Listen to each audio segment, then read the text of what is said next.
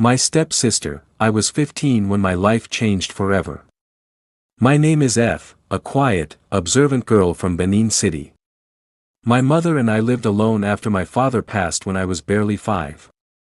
We weren't rich, but we had peace, that rare kind of peace that comes from not owing anyone and knowing exactly what your day would be like, until Mama married Chief Adebayo. Chief was a Yoruba businessman based in Lagos.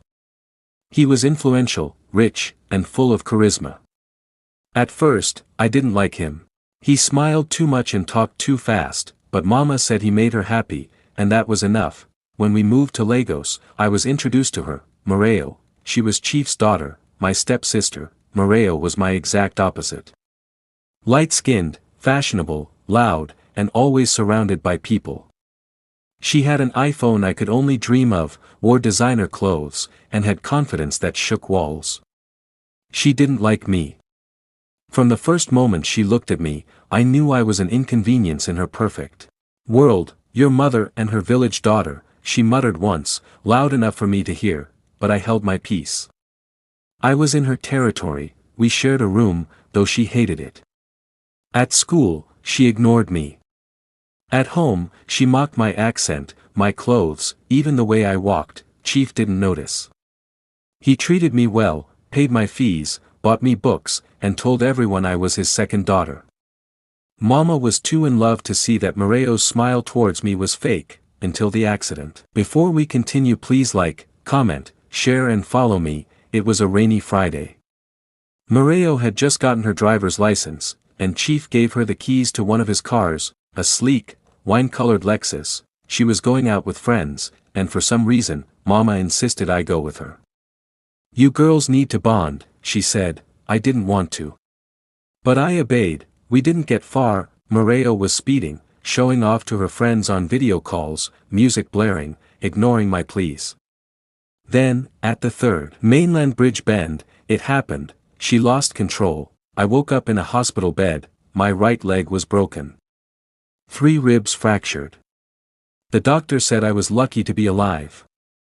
Mareo had only minor injuries, a small cut and some bruises. Her father flew in specialists, bribed the police, and got her out of trouble. Then came the lie. She was driving, Mareo said, pointing to me. Chief and Mama stood in the hospital room, stunned. F. Mama whispered. I couldn't believe it.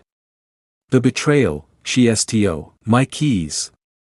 Mareo screamed, fake tears running. I begged her not to drive, but she refused. Ask her friends. Of course, her rich friends lied for her. I was the poor village girl. Easy to blame. My heart broke when Mama looked away in silence. I was grounded for months, but something changed after that. I started keeping records. Quietly. I found out about Mareo's secret relationship with a married politician. About the pills she popped to stay thin. About her fake admission letter to study. In Canada, I didn't plan revenge. But life did. Please don't forget to click on the follow button before we continue. A year later, Chief's company was hit with a tax evasion scandal. Everything crashed. Properties were seized. They had to move from their mansion to a modest duplex in the outskirts of Ikeja. Mareo couldn't handle the fall. Her fake friends disappeared. The married politician dumped her. She started skipping school. Got into a messy fight at a party. Then one day, she ran away. Mama was in tears. Chief was too broken to care. 3 days later, I got a message. It was from Mareo. She was in a dingy guest house in Ibadan. Broke. Alone. Scared, I didn't tell anyone. I just took my transport money, entered a bus, and went to get her. She cried when she saw me. I messed up, F, she said. I know.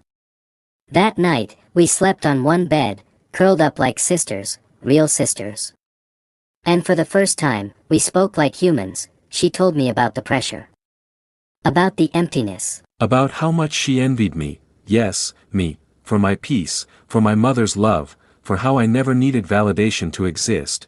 We went home together the next day. Mama hugged her tight. Chief didn't say much. Before we continue, please like, comment, share and follow me for more stories. 3 years later, we both got into University of Benin. Moreo studied theater arts, I studied law, she became my closest friend, she cut her hair, left social media for a while, and worked as a receptionist to support herself. I saw her struggle. I saw her grow. Today, people see us and think we've always been this close. They don't know the storm we weathered. I often tell people this, sometimes, love doesn't begin with affection. Sometimes it starts with silence, with pain, with betrayal, but if you let life teach you, it can grow into something real. Moreo is not just my stepsister, she's my sister. My miracle. My proof that even broken people can be healed, if only someone waits long enough to see their wounds. Thank you for watching. Please like, comment, share and follow me for more stories. Bye for now.